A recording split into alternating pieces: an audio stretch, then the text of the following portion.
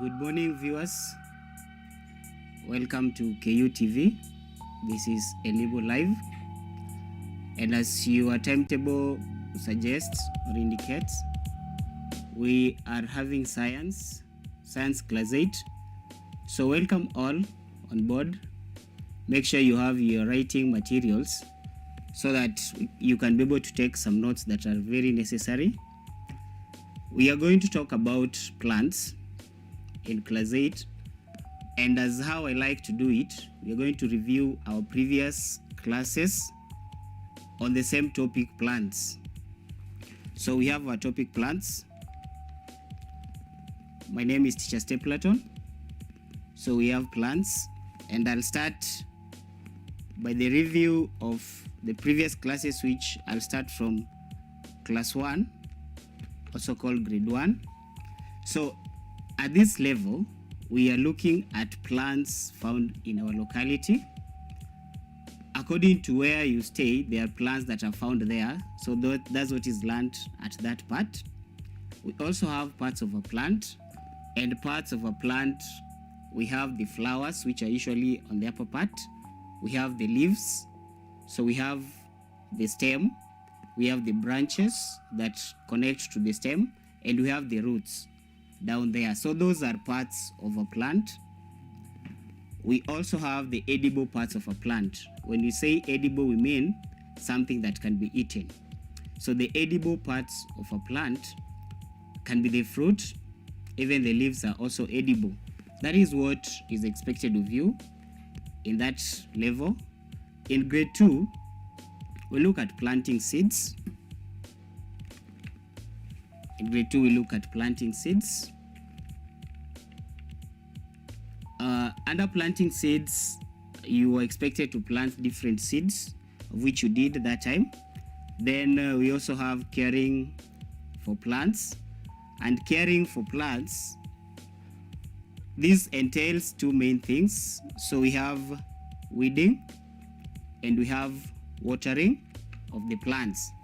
When you talk about weeding, we are talking about removal of unwanted plant materials. When you talk about watering plants, in the common language, that is irrigation. We also have, in the same grade, we have classification of leaves, and leaves in class 2 can be classified into two ways. It can be classified according to color. Now, according to color, we can have green leaves and non-green leaves. We can have size, we can have shape, and we can also have texture. Remember, texture is how smooth or rough a substance is. Then we come to grade 3 in the same topic. At this part, we look at uses of plants. And uses of plants, we have several uses of plants. Some of the uses of plants are, we can use plants for food. We can use plants as food. So many plants are used as food. So we can have food as one of our use for plants. We can have clothing. Plants can be used to give us clothes or to make clothes. So we can have basketry.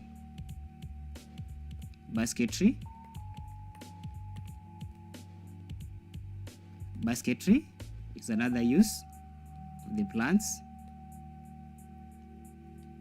We can have other uses as furniture. We can also have medicine. We can also have beauty. Now, when you talk about food, different plants, most of the plants are used as foods. We can have maize, we can have beans, peas, wheat. Those are examples of plants that give us food. When you come to clothing, we remember cotton. Cotton can be processed and we can be able to get clothing from there. We have paper. We get paper from plants. Basketry, plants that have reeds give us baskets. Furniture, when you talk about furniture, we are talking about pine. Pine can be used to give us furniture. Mahogany is another example of a plant. Plants can also be used to give us tea, give us coffee, also medicine. We talk about medicine, you look at plants like aloe vera, they can be used to extract medicine from them. We also have beauty. Plants can be used for beautification. Look at flowers. Take, for example, a rose flower. An area where flowers are planted looks so beautiful. Those are some of the uses of plants. And that is grade 3 work. Now we come to class 4, what you learn about class 4. And at this point, you have to pay much attention because several questions in exams come from this part. Now, in class 4 plants, we classify plants, and classification is placing things according to similarities and differences. So in class 4 plants, we classify plants according to cash crops and food crops. As the word suggests, cash and food. So cash crops, these are plants that are used to give us cash. In which way? They are grown. After they are grown, they are sold. Then we get the cash. So that those are cash crops. Then we also have food crops. These are crops that are grown, and then we can be able to use them as food at home. So that is the broad classification of plants, which we have cash crop and food crop. So if we go down to cash crop, we also have classification of cash crops. So we have 3 classifications of cash crop, and we also have classifications of food crops. We have 5 classifications of food crops.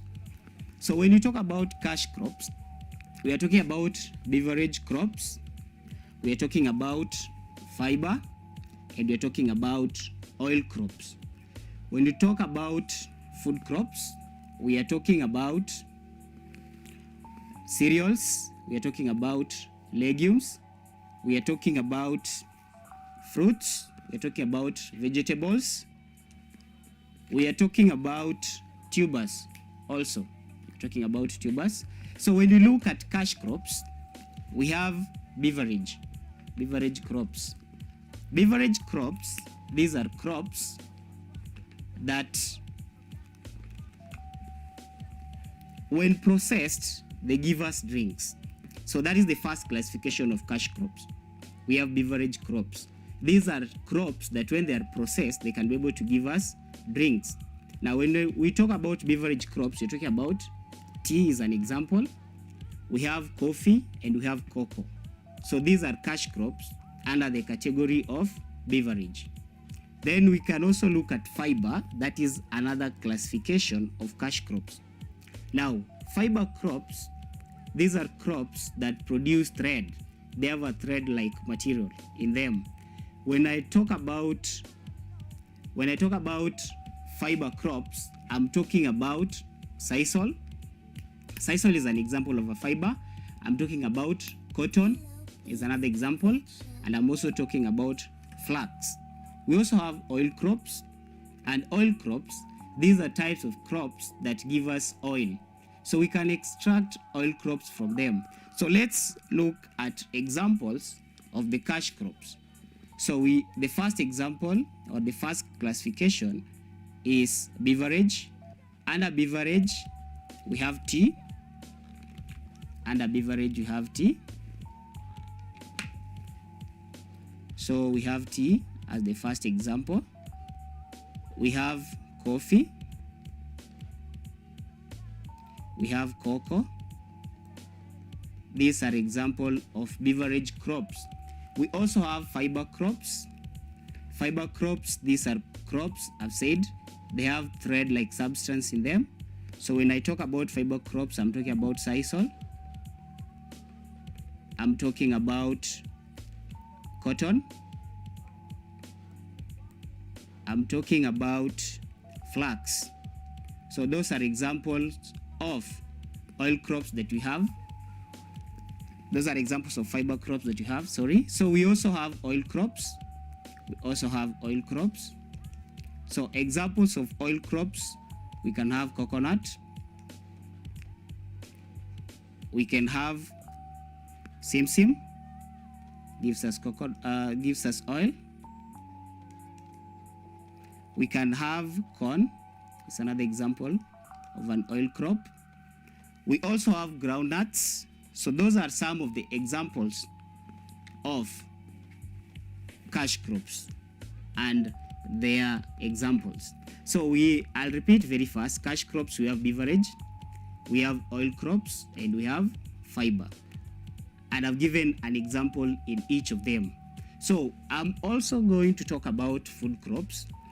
And as I earlier explained, food crops are crops which are grown and are used at home. So we have classifications of food crops, which are cereals, which are also legumes, which are fruits, which are vegetables, and which are also tubers. So examples of cereal crops that we can look at. Here we have maize. We have maize as an example.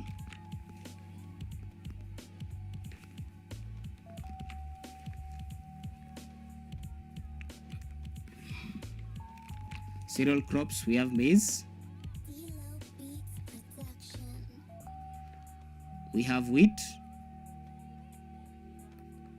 We have rice. And other examples also, which can include oat, barley, and also sorghum. Those are examples of cereal crops. When you come to legumes, examples of legumes, I'll be writing 2 examples in each because of the space, and I'll just say out the others. So examples of legumes, we have beans, we have peas, we also have groundnuts. Those are examples of legumes. We have examples of fruits. There's so many examples of fruits. You can help me give some examples of fruits while you're at home there. You can help me give some of examples of fruits. You can start with the ones you love. For my sake, I love an apple, so I'll give an example of an apple as a fruit. We also have banana. We also have mango. Those are examples of fruits. We have vegetables also. Vegetables at home, you can also help me give examples of vegetable crops. Vegetables, you can start with your favorite. So my favorite vegetable, I can give spinach. Spinach is an example of a vegetable.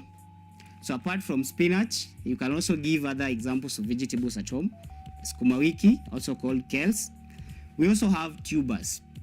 Now when we come to tubers, tubers are classified into 2. So we have root tubers and we have stem tuber. Now we first of all explain what a tuber is. A tuber is a swelling. So plants that store their food in the roots will be called root tubers, which means their root has a swelling. Plants that store their food on the stem will be called stem tubers, which means their stems have a swelling. Now examples of root tubers, we can have examples of fruit tubers. We can have sweet potato, we can have carrot, we can have cassavas, we can have arrowroots, we can have turnips, we can also have radishes as examples of fruit tubers, which means these plants have a swelling. We also have stem tubers, and examples of stem tubers, we can have yams, we can also have ginger and Irish potato. Now, I want you to be very keen and notice the following differences when it comes to tubers. The first difference that I want you to get is the difference between a sweet potato and an Irish potato. A sweet potato is a root tuber, while an Irish potato is a stem tuber. That is the first. Then I also want you to be keen on yams, arrowroots. So arrowroots are examples of fruit tubers, but yams are examples of stem tubers. Now there's also something that is key here, and most examiners like to bring it, which is sugarcane. Sugarcane stores its food in the stems, but it is not a stem tuber. Why is it not called a stem tuber and it stores its food in the stems? I started by saying a tuber is a swelling. So for that reason, the sugarcane cannot qualify to be called a stem tuber, but it stores its food in the stems. So you need to be aware of those differences. So we have our table there, which have the plants, the cash crops with the examples, the food crops with the examples. In this same level, we also talk about weeds. And a weed is unwanted plant. A weed is unwanted plant, so a plant that grows where it's not needed. And we have examples of weeds. We can have a sodomepo as an example. We can have a blackjack, a thonepo. Thonepo is also called datura. We have wandering Jew. We have oxalis. We have Mexican marigold. And we also have pigweed. So these are examples of weeds, and they are right there. So there are several questions that you can be asked on weeds. So if we start with the sodom apple, so this sodom apple, it usually have green fruits when raw and yellow when ripe. So when you're asked which weed has fruits that are green when raw and yellow when ripe, remember to talk about a sodom apple. We look at a blackjack. Blackjack has hooks that enable it to stick on the body of an animal. While the animal is moving, can carry the blackjack from one point to another, and that is also called seed dispersal. We also have a thorn apple. Thorn apple, I've told you the other name of a thorn apple is datura. So it's also called datura. What you need to know about this is highly poisonous. So this one, when taken, it can cause serious food poisoning. So datura is highly poisonous. We also have wandering Jew. From your English, wandering means to roam carelessly. So from the word wandering, we get wandering Jew. So wandering Jew, this is a type of weed that grows along the ground. So it grows along the ground. So when you're asked which weed grows along the ground, you should remember that is a wandering Jew. We have oxalis. This is an edible weed. We have oxalis, which is an edible weed. Mexican marigold. Mexican marigold is a weed that produces a smell. So Mexican marigold is a weed that produces a smell. You are likely to be asked by an examiner this question. In science, questions do not come directly. Sometimes you have to apply. So you'll be told, a farmer noticed that after milking his cow, the milk had unusual smell. Which one of the following weeds is likely to have been consumed by the animal? So the right answer is supposed to be Mexican marigold, because it makes or it produces a smell. Therefore, when taken by an animal like a cow, the milk will also have a smell. Then we also have pigweed as our other example of a weed. So we have a pigweed. Now when you talk about a pigweed, you need to know that a pigweed is edible. So it's an edible weed, which means it is eaten. When we talk about edible, we mean that it is eaten. So those are examples of weeds that are taught in class 4, and we have ways of getting rid of these weeds. That is called weeding. So we can uproot, we can dig them out, and the best way is digging them out. When you're asked the best way to control weeds, that is digging them out. When it is specific, the best way to control weeds in a very small farm, such as a garden, then it is uprooting. But the best way now to control weeds in a large plantation, then that is use of chemicals. So those are examples of weeds and how we control the weeds. We go to class 5, we talk about plants. Here we also have classification, and as I told you, classification is grouping things together based on their characteristics. So those with the same characteristics are put together. In class 5, we'll look at plants, and we look at classification of plants due to the presence of what you call chlorophyll. Due to the presence of what you call chlorophyll. So this is what I'm calling chlorophyll.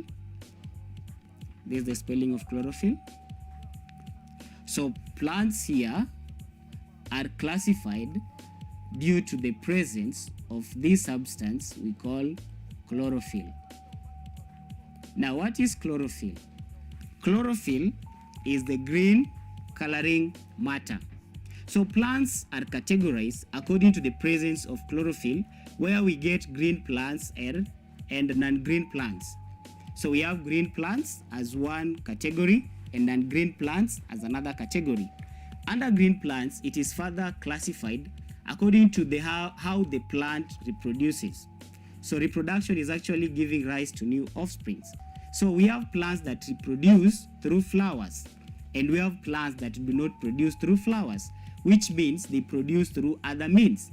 These other means can be spores formation, can be budding, and can also be cell division. So plants that produce through production of flowers, we call them flowering plants, and plants that produce through other means, we call non-flowering plants. So examples of flowering plants, we can have monocots and dicots. So those are examples of flowering plants. Then we can give examples of monocots, and we can give examples of dicots. So that's the classification. So you can look at this table. So we have plants which are classified according to the presence of chlorophyll, which we get green plants. So these are green plants, which means they have chlorophyll, and these are non-green plants, which means they don't have chlorophyll. Then green plants can further be divided into flowering plants, this produced by means of flowers, and non-flowering plants, which means they produce through other means. So we also have monocots. Monocots are plants that have one cotyledon, and we can have one example, which is a maize. We also have dicots. Dicots are plants which have two cotyledons, and we can have an example as a bean. Then we have non-flowering plants. Non-flowering plants can be categorized into conifers. That is a first group of non-flowering plants. When I talk about conifers, I'm talking about pine, I'm talking about cypress, I'm talking about cedar, and we also have the last one called Douglas fir. Some books just call it fir. So those are examples of conifers, and conifers are green non-flowering plants. Apart from conifers, we have other examples which will include algae. Some people will call it alga. I like to call it algae.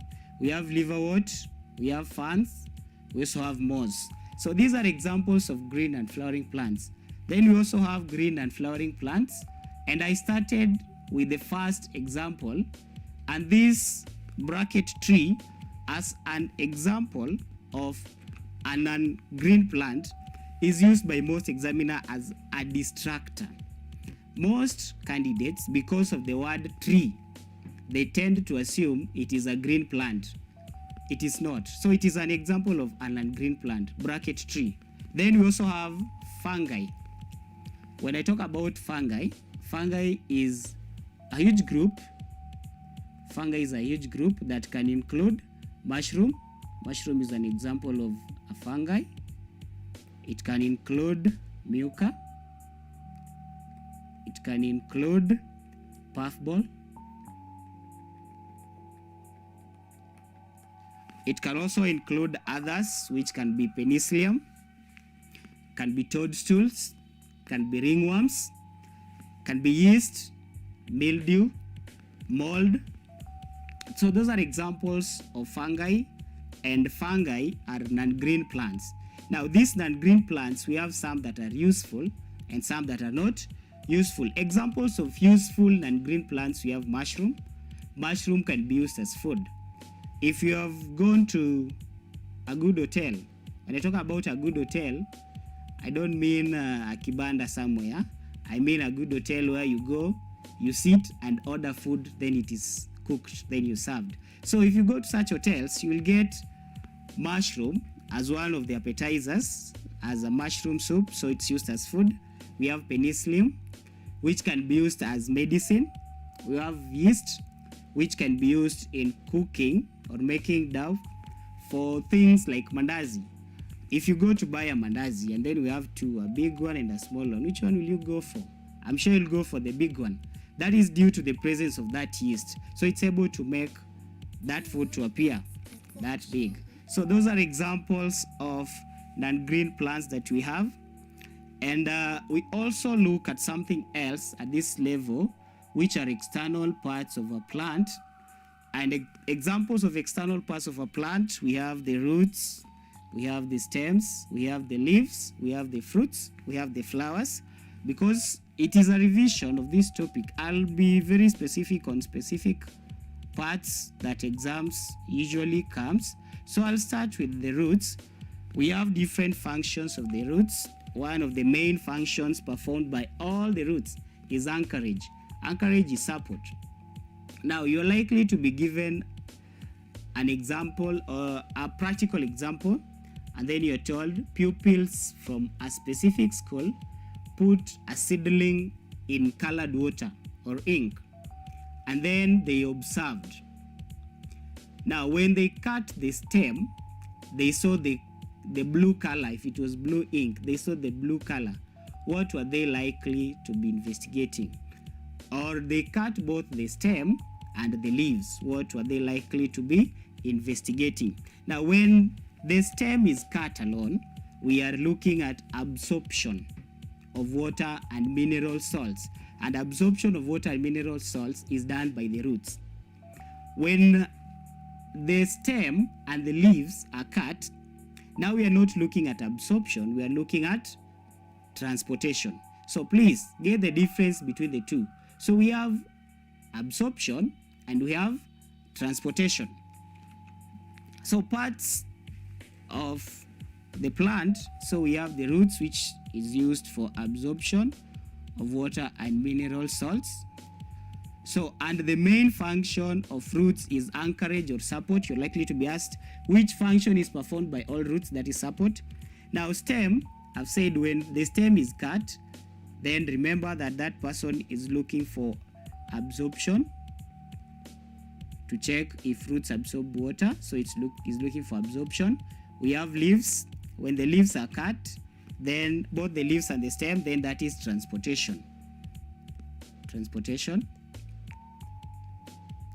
We also have fruits as an example of external parts of a flower, and examples of external parts of a plant. And we also have flowers as also another example. Before I leave external parts of a plant, I want to give a practical experiment that is usually set, and that is on photosynthesis and transpiration. What is photosynthesis? You can answer there at home. You can tell whoever you're watching with what is photosynthesis. Then they will correct you later after I've given the correct definition. So we have photosynthesis and respiration, photosynthesis and transpiration.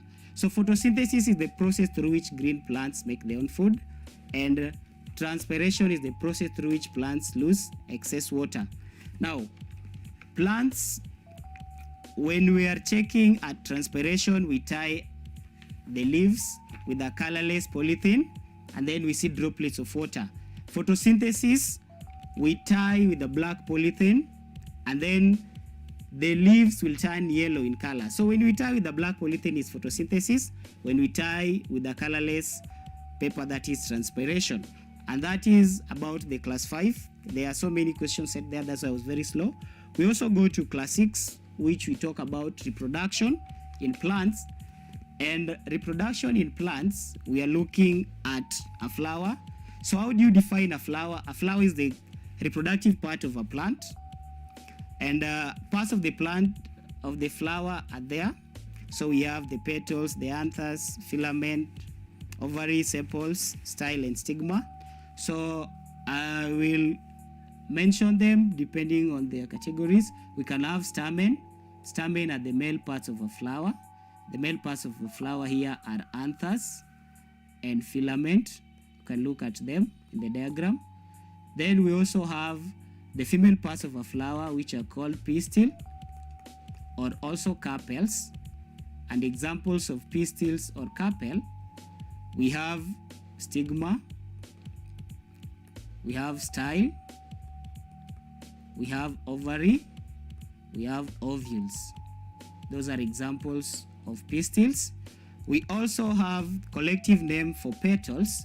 So when petals are put together collectively, we call that corolla, not Toyota Corolla car, but corolla collective name. When sepals are put together, they're also called calyx. So those are key things to note. Then here we also look at pollination, and we look at types of pollination. So pollination is the transfer of pollen grains from the anthers to the stigma. Types of pollination, we have two types of pollination. The two types of pollination here are self-pollination and cross-pollination. I'll be very simple for you to get the difference between the two. In self-pollination, we have the same plant, so the flowers are pollinating on the same plant. In cross-pollination, we have different plants. So that is the simplest way you can get the difference between self-pollination and cross-pollination. So when we have the same plant, that is self-pollination. When we have different plants, that is cross-pollination. So you can be given a diagram in exam, so you should be able to notice that. We don't look at the flower, we look at the plant. I hope you have gotten that back at home. We go to the next part of this class 6 work, and we look at agents of pollination.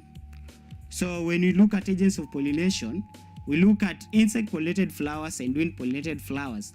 And I'll teach both because one is the opposite of the other. So insect-pollinated flowers are large in size, wind will be small. Insects are brightly colored, wind are dull colored. Insects have sticky pollen grains, wind have a large amount of pollen grains. Insects have a flat stigma, they have a nectar, and they have a sweet scent. The wind-pollinated flowers, the anthers and the stigma hang outside, and they have no nectar and they have no scent. Now these characteristics enable the flower to be pollinated. Let's look at insect-pollinated flower. It should be large in size to allow the insect to get inside. A good examiner will not ask you which flowers are large in size. Will ask you, as a class 8 boy was walking home, he noticed flowers that have large petals. Why do you think they had large petals? The answer is to allow the insect to get inside. We also have bright colors to attract the insects, sticky pollen to stick on the body of the insect, and flat stigma so that the insect can be able to land well, and they produce nectar which can be used to make honey by insects like the bees. Then we also have order of fertilization. After pollination, after the transfer of pollen grains from the anthers to the stigma, we have fertilization, which is the fusion of the male and the female gametes. Now the order of fertilization that you are going to look at here is, first we start with pollination. Pollination has to take place, so we have pollination as the first one. After pollination, the next is germination of the pollen grains. So germination of the pollen grains germinate, and pollen grains germinate on the stigma. Pollen grains germinate, they germinate on the stigma. Then we have development of the pollen tube. Development of the pollen tube is done on the style. This one is done on the style, get the differences. Then we have fusion. The pollen tube breaks, which leads to fusion of the male and the female gametes. The male gametes in this case are the pollen grains, and the female gametes in this case are the ovules. So we have fusion. Then lastly, we have formation of seeds and fruits. So the seeds are formed from the ovules, and the fruits are formed from the ovary. So that is the order of pollination. We can also look at the diagram of a monocot and a dicot seed. So we have monocot and dicot. So when you look at this first part of the seed, this is an example of a monocot seed. So with a monocot seed, we have the endosperm. We have endosperm, which stores food. We have cotyledon. Cotyledon, the function of cotyledon in a monocot is to nourish the embryo. So we have plumule, and we also have radicle, not forgetting the tester. So radicle grows to become a root, plumule grows to become a shoot. When we look at the bean seed, so we have tester, this is the tester, which protects the inner parts. So this one is the plumule. So again, the difference, radicle can be placed here, look at the diagram, or if we have another extension, the radicle can also be found at this part. So you have to look at the diagram, how it is drawn. So according to my diagram, the radicle is at this part, but some different diagrams, the radicle will be at that part. So we have the cotyledon here. We have the micropyle, which allows air and water into the seed during seed germination. So those are parts of a monocot seed and a dicot seed. And a monocot has one cotyledon and a dicot has two cotyledons. So you can look at the two. So move very fast. Then we also look at seed germination. And here we look at the stages of seed germination. So when you look at seed germination, the first stage is the seed absorbs water and air through the micropyle. So the seed absorbs water and air through the micropyle. After the seed absorbing water and air, so the seed swells.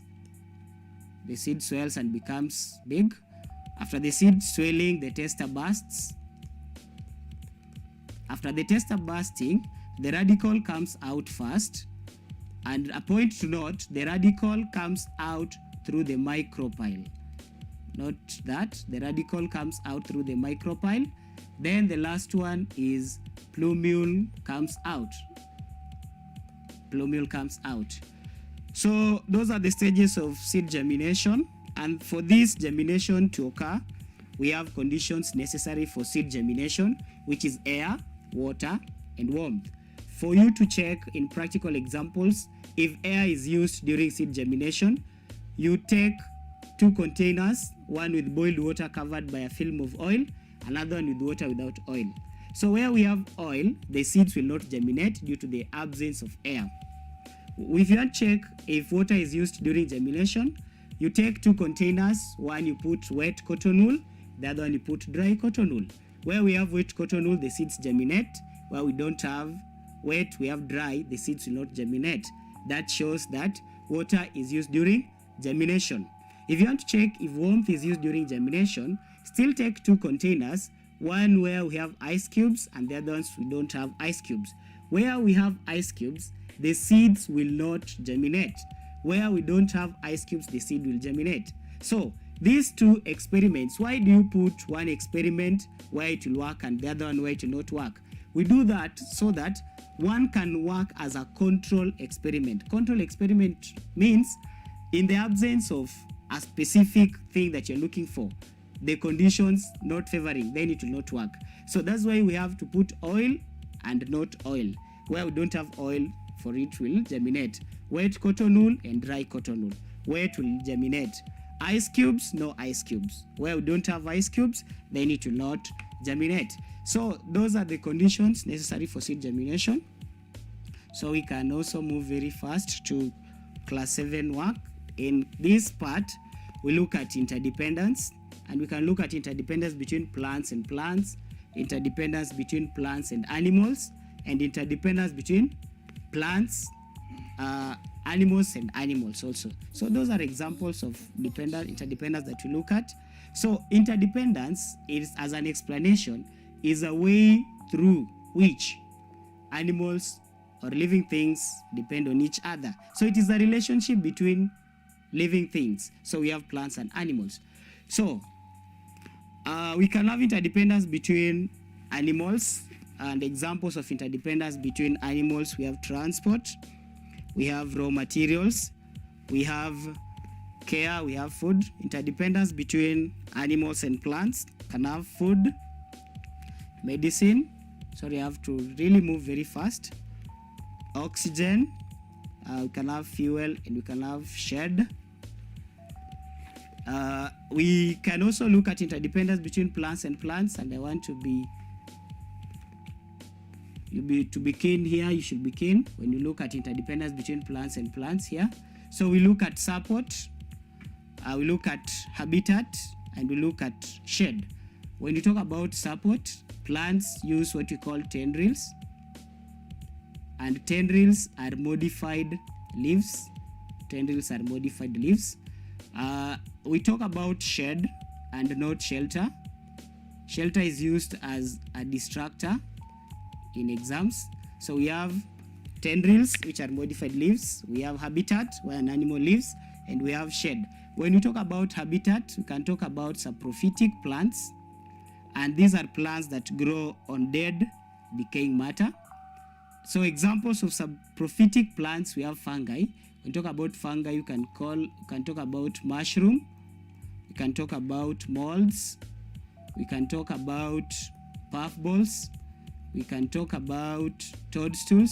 So these are examples of saprophytic plants which are fungi. So we have toadstools as examples. Then we have parasitic plants. From the word parasite, they depend on others entirely. We have dodder plant, we have broomrape, mistletoe, lichen, and moss. Those are examples of saprophytic plants. Then the last part in this, we look at interdependence between plants and animals now generally. So here we have what you call a food chain, and a food chain shows a feeding relationship. So a food chain usually starts with what we call producers. Producers are usually green plants. Then they are followed by what you call primary consumers. Primary consumers are mainly herbivores. Then they are followed by secondary consumers and tertiary consumers. So you can look at that as a way of revising. And questions come when one is affected, what happens to the others. So you can look at that as an extra work for you. Then we have crop pests. And pests, these are animals that attack the crops. So we have those that attack in the field are called field pests, and those that attack in the store, those are called storage pests. So field pests, we can have examples of field pests, which you can have an aphid, you can have a cutworm, a stalk borer, and also weaver birds. When we look at storage pests, we can have weevils, we can have termites, and rodents. So those are examples of pests that we look at.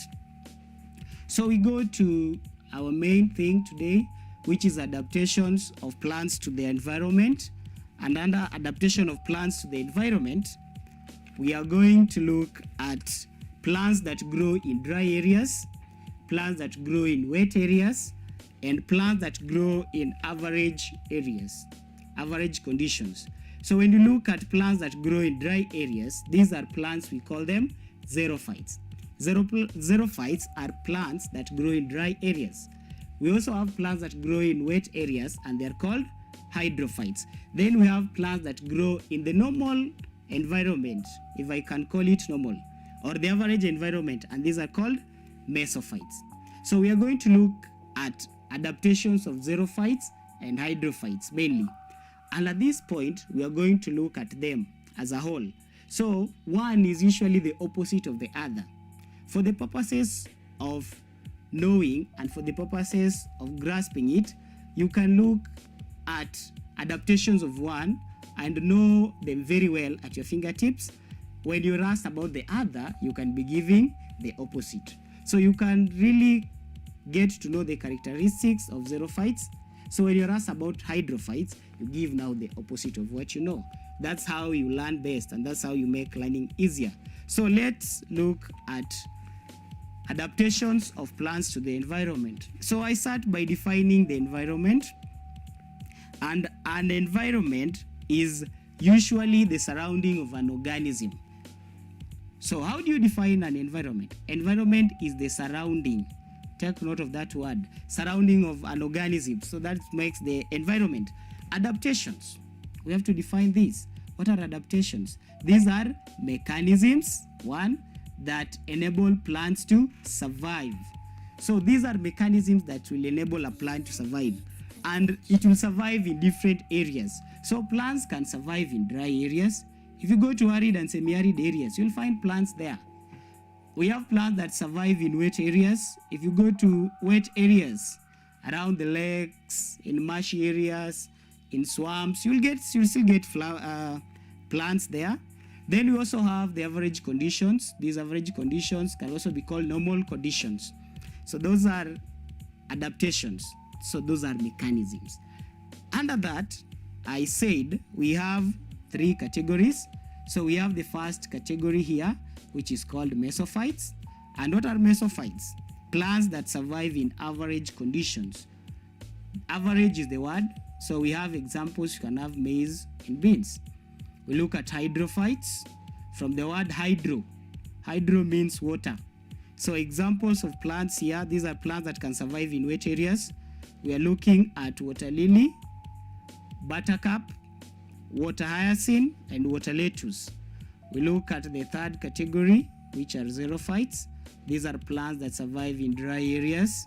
So dry areas is the word here, wet areas is the word. So examples of xerophytes, we can have cactus as one example. We can have candelabra, we can have aloe vera, and we can have euphorbia. So these plants have characteristics that make them similar to each other. So these are characteristics that enable it to survive in dry areas. Let's look at dry areas. For example, dry areas, there's minimum water. So these characteristics have to be in a way that the plant will be able to maximize on the little water that is available. While it's maximizing on the little water that is available, it should also lose as minimum water as possible. It should not lose much water. When you come to hydrophytes, now it's the opposite. Hydrophytes grow in areas where we have plenty of water. So it does not need that water as such.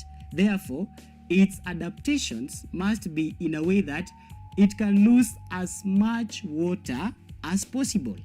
So that is what you are going to look at. What will make a xerophyte not to lose water and to store water, and what will make a hydrophyte to lose a lot of water and not to conserve water. So we look at the adaptations of xerophytes and hydrophytes. Back at home, you can give some examples of xerophytes that you have not given as I take this glass of water. So xerophytes, these are plants that have deep and extensive root system. Deep and extensive root system. And hydrophytes are plants that have shallow and few roots. Now, I explained that part.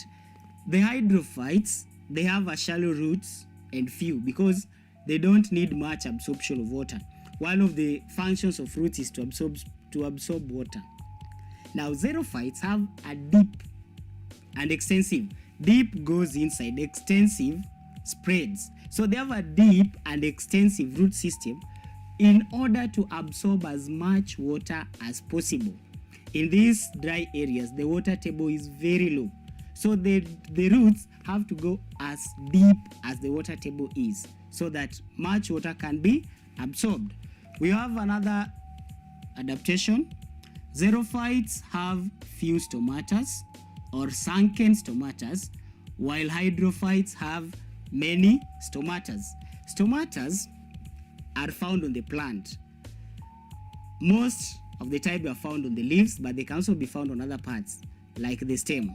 Now, when we come to xerophytes, the stomatas are very few to minimize water loss through transpiration.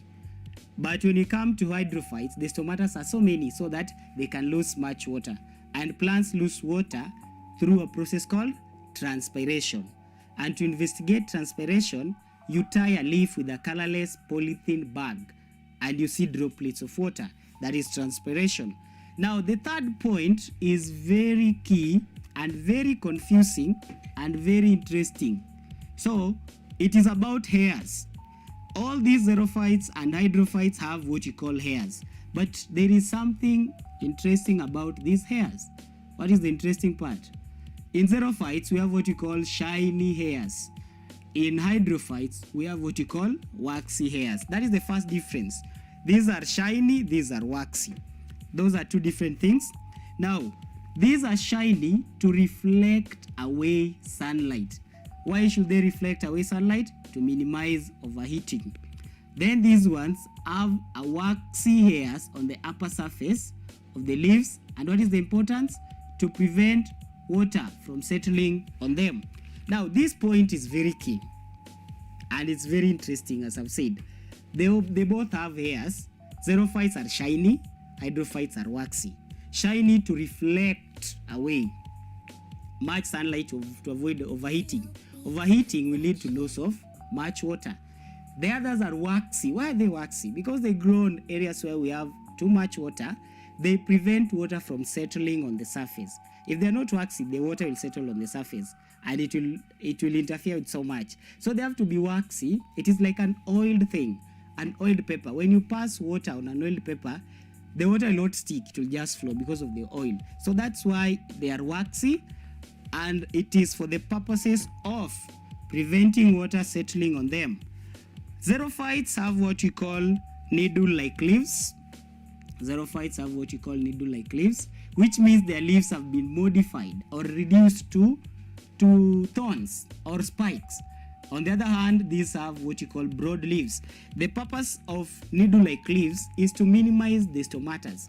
A thorn cannot have stomatas as such, so it is to minimize that and to prevent water loss. But when we come to hydrophytes, the leaves are very broad, so that they can have many stomatas, so that much water can be lost.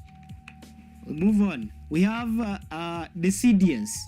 Some people call it deciduous, so I'll call it deciduous. What is the meaning of deciduous? These are plants that lose their leaves. These are plants that lose their leaves. They do not lose because they are sick. No, they lose on purpose. Why should they lose their leaves? You can try answering at home. Why do you think they should lose their leaves? 1 second to do that. Now, they should lose their leaves with this reason. They should lose their leaves so that they can prevent transpiration from taking place. Transpiration takes place on the leaves many a times because of the presence of stomatas. So when these leaves are not there, then transpiration will not take place. So water will not be lost. So they are deciduous xerophytes. When you come to hydrophytes, they are all seasons, which means they do not lose their leaves at any time. Xerophytes roll or fold their leaves. They roll or fold their leaves. But when you come to hydrophytes, they don't.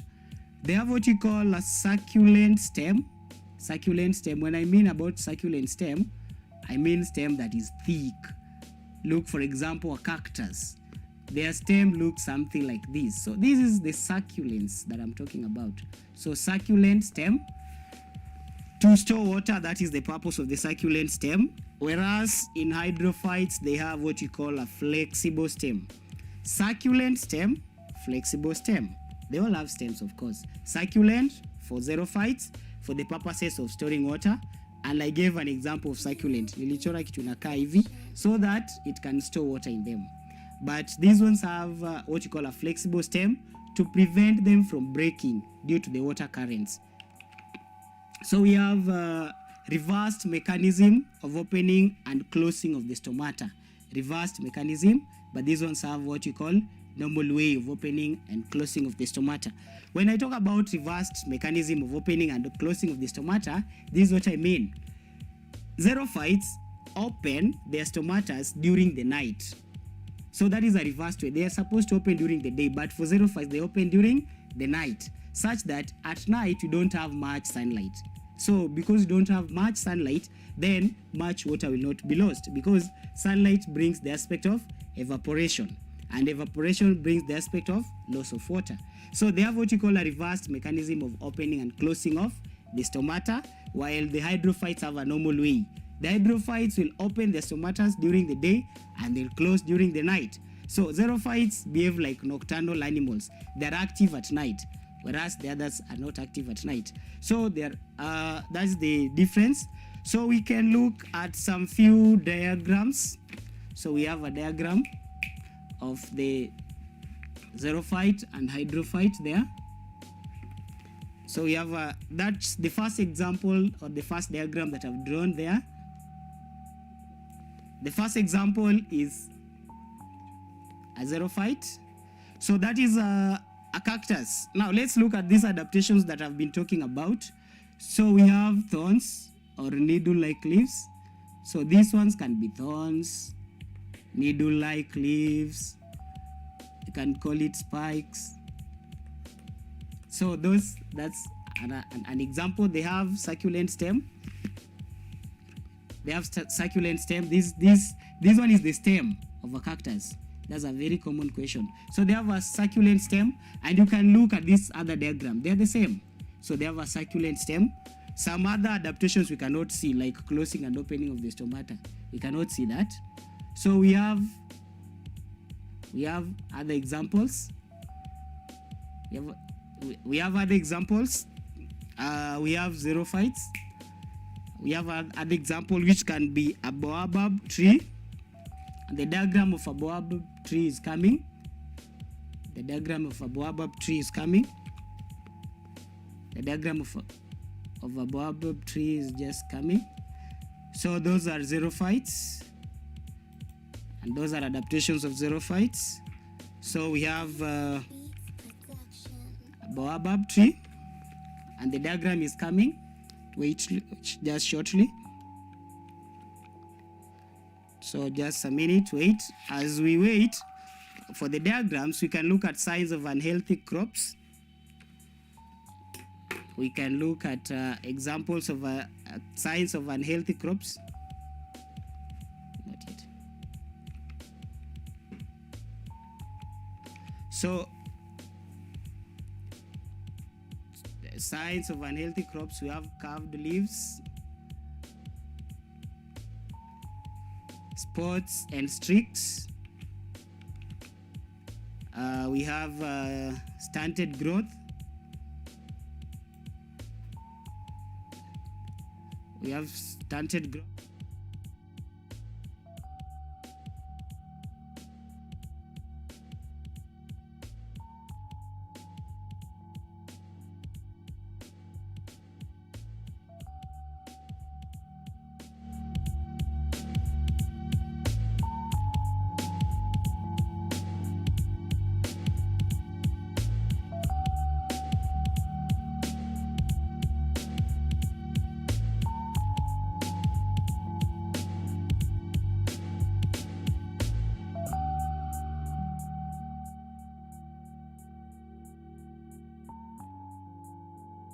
Example of a xerophyte there. So that's an example of a xerophyte.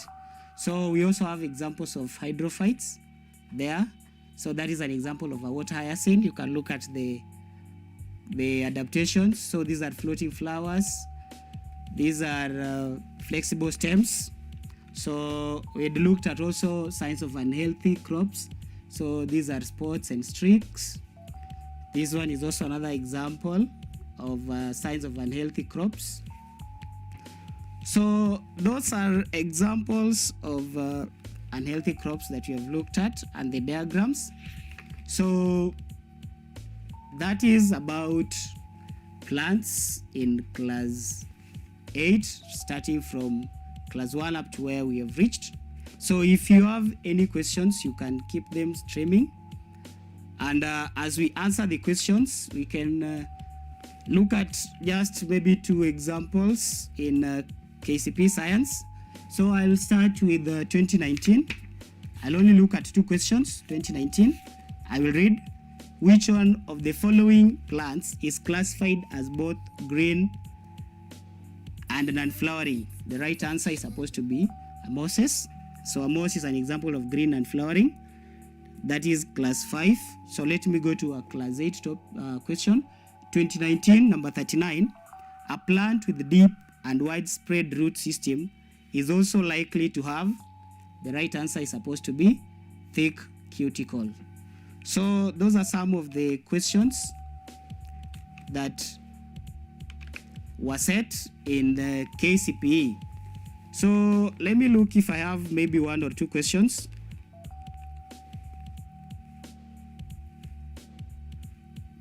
Let me answer maybe 1 question before I stop. I have like 1 minute to end. So what? A question. Is sunflower an oil crop? Yes, it's an oil crop. Where does sugarcane fall? Sugarcane is not a tuber. It stores its food in the stem. The last question. Morning Mwalimu, what are some adaptations of hydrophytes? Adaptations of hydrophytes, I talked about broad leaves. I talked about many stomatas. And then the root system is not as deep as in xerophytes. So those are some of the examples or adaptations of hydrophytes. So I end my lesson there. Back